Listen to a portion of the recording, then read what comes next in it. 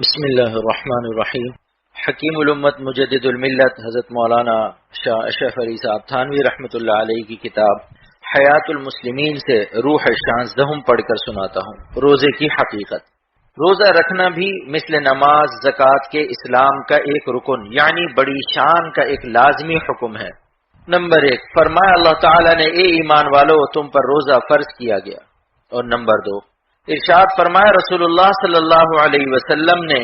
یہ وہ حدیث ہے جو عنوان نمبر 14 کے نمبر 9 میں گزر چکی ہے، جس سے معلوم ہوتا ہے کہ اگر نماز و زکوٰۃ و حج سب کرنا ہو مگر روزہ نہ رکھتا ہو تو اس کی نجات کے لیے کافی نہیں۔ روزے میں ایک خاص بات ایسی ہے جو کسی عبادت میں نہیں، وہ یہ ہے کہ چونکہ روزہ ہونے یا نہ ہونے کی بجز اللہ تعالیٰ کے کسی کو خبر نہیں ہو سکتی، اس لیے روزہ وہ شخص رکھے گا جس کو اللہ تعالیٰ کا ڈر ہوگا، اور اگر فی الحال اس میں کچھ کمی بھی ہوگی تو تجربے سے ثابت ہے کہ محبت و عظمت کا کام کرنے سے محبت و عظمت پیدا ہو جاتی ہے، اس لیے روزہ رکھنے سے کمی پوری ہو جائے گی، اور ظاہر ہے کہ جس کے دل میں خدا تعالیٰ کا خوف اور محبت ہوگی وہ دین میں کتنا مضبوط ہوگا۔ تو روزہ رکھنے میں دین کی مضبوطی کی خاصیت ثابت ہو گئی۔ اگلی 2 حدیثوں میں اسی بات کو فرمایا۔ نمبر 3، حضرت ابو ہریرہ رضی اللہ عنہ سے روایت ہے کہ رسول اللہ صلی اللہ علیہ وسلم نے فرمایا کہ اللہ تعالیٰ نے فرمایا آدمی کے سب اعمال اس کے لیے ہیں مگر روزہ کہ وہ خاص میرے لیے ہے۔ نمبر 4، ایک اور حدیث میں حق تعالیٰ کا ارشاد ہے کہ روزہ دار اپنا کھانا، اپنا پینا، اپنی نفسانی خواہش جو بیوی سے متعلق ہے میری وجہ سے چھوڑ دیتا ہے۔ اور اس حدیث کی تفصیل ایک دوسری حدیث میں آئی ہے کہ رسول اللہ صلی اللہ علیہ وسلم نے حق تعالیٰ کا ارشاد بیان فرمایا وہ کھانا میرے لیے چھوڑ دیتا ہے اور اپنی لذت میرے لیے چھوڑ دیتا ہے اور اپنی بیوی کو میرے لیے چھوڑ دیتا ہے، یعنی اپنی خواہش اس سے پوری نہیں کرتا۔ ان حدیثوں سے اوپر والی بات ثابت ہو گئی اور اسی لیے روزے کو اللہ تعالیٰ نے اپنی چیز فرمایا جیسا کہ حدیث نمبر 3 میں گزرا، اور اسی خصوصیت مذکورہ کے سبب روزے کو اگلی حدیث میں بڑی تاکید سے سب عملوں میں بے نظیر فرمایا۔ نمبر 5، حضرت ابو امامہ رضی اللہ عنہ سے روایت ہے کہ میں نے عرض کیا یا رسول اللہ صلی اللہ علیہ وسلم مجھ کو کسی بڑے عمل کا حکم دیجئے۔ فرمایا روزہ رکھو کیونکہ کوئی عمل اس کے برابر نہیں۔ میں نے دوبارہ عرض کیا یا رسول اللہ مجھے کسی بڑے عمل کا حکم دیجئے۔ فرمایا روزہ رکھ کیونکہ کوئی عمل اس کے مثل نہیں۔ میں نے تیسری بار پھر عرض کیا یا رسول اللہ صلی اللہ علیہ وسلم مجھ کو کسی بڑے عمل کا حکم دیجئے۔ فرمایا روزہ رکھ کیونکہ کوئی عمل اس کے مثال نہیں، یعنی بعض خصوصیتوں میں بے مثل ہے، مثلا خصوصیت مذکورہ میں اور روزہ میں جو حق تعالیٰ کی محبت اور خوف کی خاصیت ہے۔ روزہ دار اگر اس کا خیال رکھے تو ضرور گناہوں سے بچے گا، کیونکہ گناہ محبت اور خوف کی کمی ہی سے ہوتا ہے۔ جب گناہوں سے بچے گا تو دوزخ سے بھی بچے گا۔ اگلی حدیث کا یہی مطلب ہے۔ نمبر 6، پیغمبر خدا صلی اللہ علیہ وسلم نے فرمایا روزہ ایک ڈھال ہے اور ایک مضبوط قلعہ ہے دوزخ سے بچانے کے لیے، اور جس طرح روزہ گناہوں سے بچاتا ہے جو کہ باطنی بیماریاں ہیں، اسی طرح بہت سی ظاہری بیماریوں سے بچاتا ہے، کیونکہ زیادہ بیماریاں کھانے پینے کی زیادتی سے ہوتی ہیں، روزہ سے ان میں کمی ہوگی۔ نمبر 7، حضرت ابو ہریرہ رضی اللہ عنہ سے روایت ہے کہ رسول اللہ صلی اللہ علیہ وسلم نے فرمایا کہ ہر شے کی ایک زکوٰۃ ہے اور بدن کی زکوٰۃ روزہ ہے، یعنی جس طرح زکوٰۃ میں مال کا میل کچیل نکل جاتا ہے اسی طرح روزے میں بدن کا میل کچیل مادہ فاسدہ جس سے بیماری پیدا ہوتی ہے دور ہو جاتا ہے، اور اگلی حدیث میں یہ مضمون بالکل ہی صاف آیا ہے۔ نمبر 8، حضرت ابو ہریرہ رضی اللہ عنہ سے روایت ہے کہ رسول اللہ صلی اللہ علیہ وسلم نے فرمایا روزہ رکھا کرو تندرست رہو گے، اور روزہ سے جس طرح ظاہری و باطنی مضرت زائل ہوتی ہے اسی طرح ظاہری و باطنی مسرت بھی حاصل ہوتی ہے۔ نمبر 9، حضرت ابو ہریرہ رضی اللہ عنہ سے روایت ہے کہ حضور صلی اللہ علیہ وسلم نے فرمایا کہ روزہ دار کو 2 خوشیاں نصیب ہوتی ہیں، ایک تو جب افطار کرتا ہے یعنی جب روزہ کھولتا ہے تو اپنے افطار پر خوش ہوتا ہے، اور ایک جب اپنے پروردگار سے ملے گا اس وقت اپنے روزے پر خوش ہوگا۔ اور رمضان میں ایک دوسری عبادت اور مقرر کی گئی ہے یعنی تراویح میں قرآن پڑھنا اور سننا جو کہ سنت موقدہ ہے۔ بعضی باتیں اس میں روزے کی سی ہیں، مثلا نیند جو کہ کھانے پینے کے بعد نفس کو پیاری چیز ہے، تراویح سے اس میں کسی قدر کمی ہوتی ہے، اور مثلا اس کم سونے کی بھی پوری خبر کسی کو نہیں ہو سکتی، چنانچہ بہت دفعہ آدمی نماز میں سو جاتا ہے اور دوسرے لوگ سمجھتے ہیں کہ جاگ رہا ہے، اور مثلا بعض دفعہ سجدے میں نیند آ جانے سے بدن ایسی وضع پر ہو جاتا ہے کہ اس وضع پر سونے سے وضو ٹوٹ جاتا ہے، اور جب وضو نہ رہا نماز بھی نہ رہی یا مثلا وضو بھی نہ ٹوٹا مگر سوتے ہوئے جس قدر حصہ نماز کا ادا ہوا وہ صحیح نہیں ہوا، تو ایسی حالتوں میں نیند جیسی پیاری چیز کو دفع کرنا، یہ تازہ وضو کر کے اس نماز کو لوٹانا، یا نماز کے اس حصے کو لوٹانا جو سوتے میں ادا ہوا ہے، وہی شخص کر سکتا ہے جس کے دل میں خدا کی محبت اور خوف ہوگا۔ بس روزے کی طرح اس عبادت یعنی تراویح میں قرآن پڑھنے اور سننے میں بھی زیادہ دکھلاوا نہیں ہو سکتا۔ اللہ تعالیٰ نے ایک شان کی 2 عبادتیں جمع فرما دی، ایک دن میں ایک رات میں۔ اگلی 2 حدیثوں میں اسی کا ذکر ہے۔ نمبر 10، رسول اللہ صلی اللہ علیہ وسلم نے ارشاد فرمایا کہ اللہ تعالیٰ نے رمضان کے روزوں کو فرض فرمایا اور میں نے رمضان کی شب بیداری کو تراویح و قرآن کے لیے تمہارے واسطے اللہ کے حکم سے سنت بنایا، جو موقدہ ہونے کے سبب ضروری ہے۔ جو شخص ایمان سے اور ثواب کے اعتقاد سے رمضان کا روزہ رکھے اور رمضان کی شب بیداری کرے، وہ اپنے گناہوں سے اس دن کی طرح نکل جائے گا جس دن اس کو اس کی ماں نے جنا تھا۔ نمبر 11، حضرت عبداللہ ابن عمر رضی اللہ عنہما سے روایت ہے کہ رسول اللہ صلی اللہ علیہ وسلم نے فرمایا کہ روزہ اور قرآن دونوں قیامت کے دن بندے کی شفاعت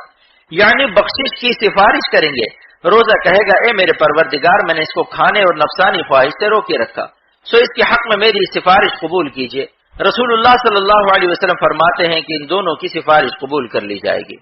دونوں حدیث ملانے سے صیام و قیام میں مناسبت جس کی تفصیل ابھی اوپر آئی ہے ظاہر ہے۔ یہاں تک مضمون کا ایک سلسلہ تھا، آگے متفرق طور پر لکھا جاتا ہے۔ نمبر 12، ایک آیت میں اللہ تعالیٰ نے ارشاد فرمایا روزہ رکھنے والے مرد اور روزہ رکھنے والی عورتیں، اخیر میں ارشاد فرمایا کہ اللہ تعالیٰ نے ان کے لیے بخشش اور بڑا ثواب تیار کیا ہے۔ احادیث نمبر 13، حضرت ابو ہریرہ رضی اللہ عنہ سے روایت ہے کہ رسول اللہ صلی اللہ علیہ وسلم نے فرمایا کہ قسم ہے اس ذات کی جس کے قبضے میں محمد صلی اللہ علیہ وسلم کی جان ہے کہ روزہ دار کے منہ کی بو جو فاقہ سے پیدا ہو جاتی ہے اللہ تعالیٰ کے نزدیک وہ مشک کی خوشبو سے زیادہ خوشبودار ہے۔ اس بدبو کا اصلی سبب چونکہ معدہ ہے اس لیے مسواک سے بھی نہیں جاتی، ہاں کچھ کم ہو جاتی ہے۔ نمبر 14، حضرت ابن عمر رضی اللہ عنہما سے روایت ہے کہ رسول اللہ صلی اللہ علیہ وسلم نے ارشاد فرمایا کہ روزہ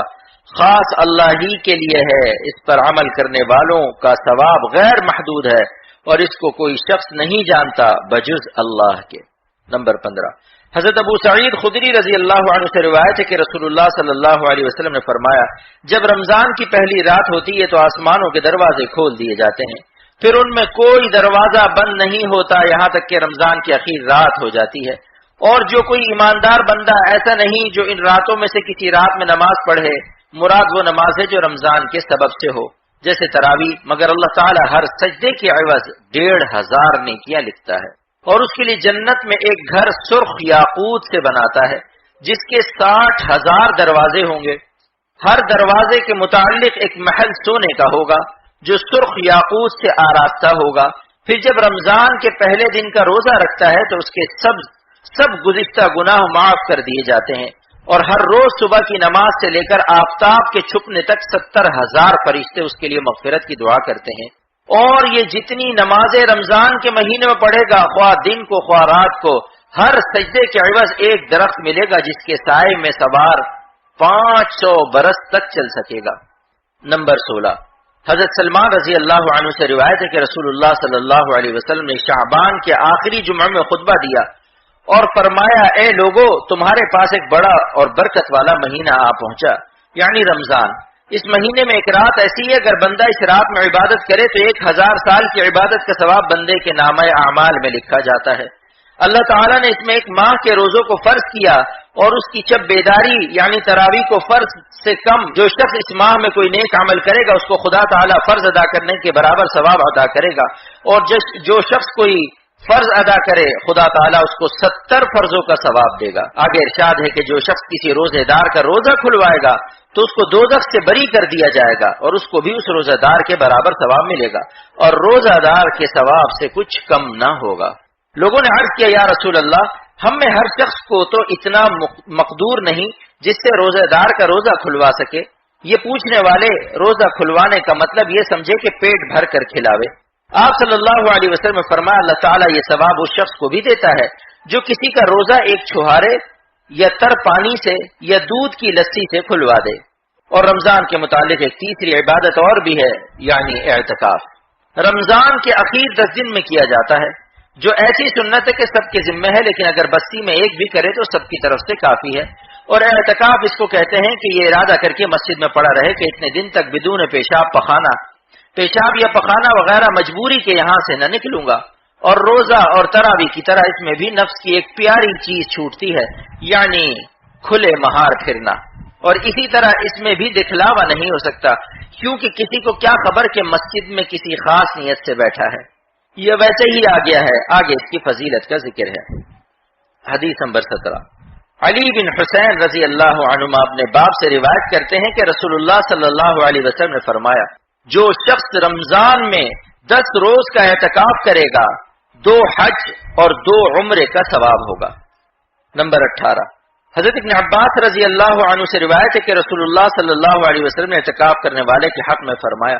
کہ وہ تمام گناہوں سے بچتا رہتا ہے اور اس کو ایسا ثواب ملتا ہے جیسے کوئی تمام نیکیاں کر رہا ہو۔ اور ایک فضیلت اس میں یہ بھی ہے کہ اس میں مسجد میں حاضر رہنا پڑتا ہے، البتہ عورتیں گھر ہی میں اپنی نماز پڑھنے کی جگہ اعتکاف کریں، اور یہ سب عبادتیں جس دن ختم ہوتی ہیں یعنی عید کے دن اس کی بھی فضیلت آئی ہے۔ نمبر 19، حضرت انس رضی اللہ عنہ سے روایت ہے کہ رسول اللہ صلی اللہ علیہ وسلم فرمایا کہ جب عید کا دن ہوتا ہے اللہ تعالیٰ فرشتوں سے فرماتا ہے کہ انہوں نے میرا فرض ادا کیا، پھر دعا کے لیے نکلے ہیں، اپنی عزت و جلال اور کرم و شان بلند کی قسم میں ضرور ان کی عرض قبول کروں گا۔ پھر فرماتا ہے کہ واپس جاؤ، میں نے تم کو بخش دیا اور تمہاری برائیوں کو بھلائی سے بدل دیا، پس وہ بخشے بخشائے واپس آتے ہیں۔ آخر کی 2 حدیثیں مشکات کی ہیں اور باقی سب ترغیب سے ہیں۔ اللہ پاک عمل کی توفیق عطا فرمائے۔